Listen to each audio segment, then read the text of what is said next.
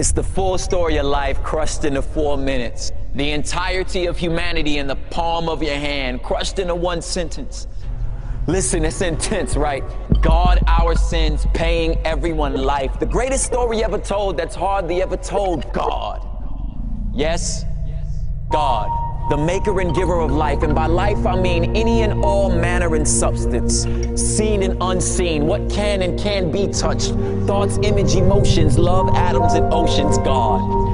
All of it is handiwork, one of which is masterpiece, made so uniquely that angels look curiously.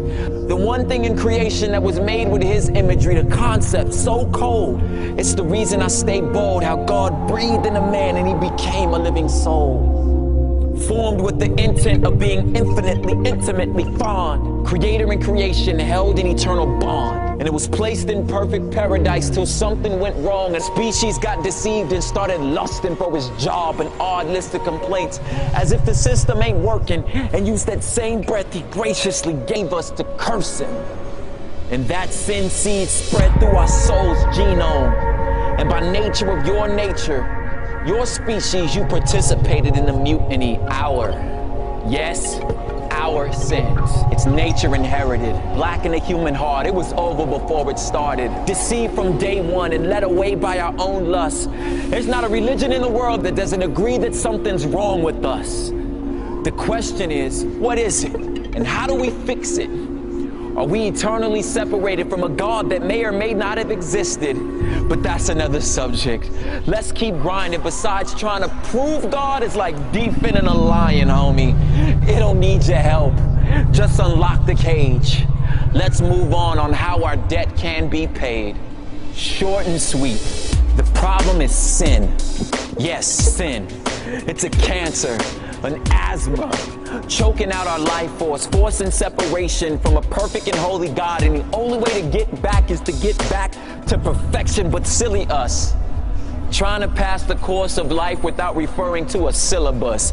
This is us. Keep up your good deeds. Chant, pray, meditate. But all of that, of course, is spraying cologne on a corpse.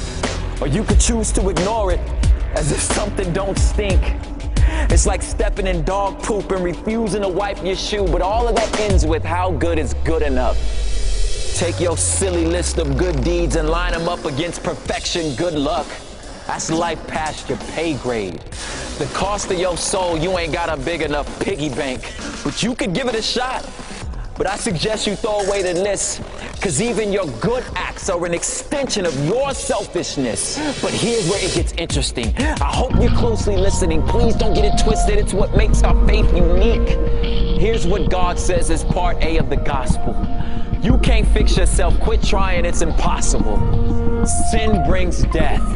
Give God his breath back. You owe him. Eternally separated, and the only way to fix it is someone die in your place, and that someone gotta be perfect, or the payment ain't permanent. So if and when you find a perfect person, get him or her to willingly trade their perfection for your sin and death in. Clearly, since the only one that can meet God's criteria is God, God sent himself as Jesus to pay the cost for us. His righteousness, his death, functions as payment. Yes, payment.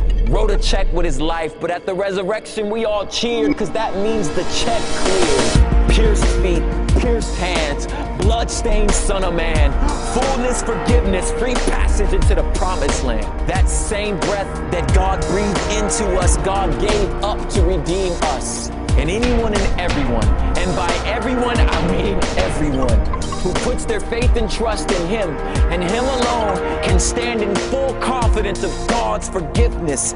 And here's what the promise is, that you are guaranteed full access to return to perfect unity by simply believing in Christ alone.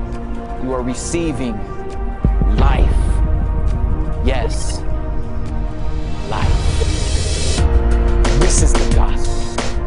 God, our sins, paying everyone.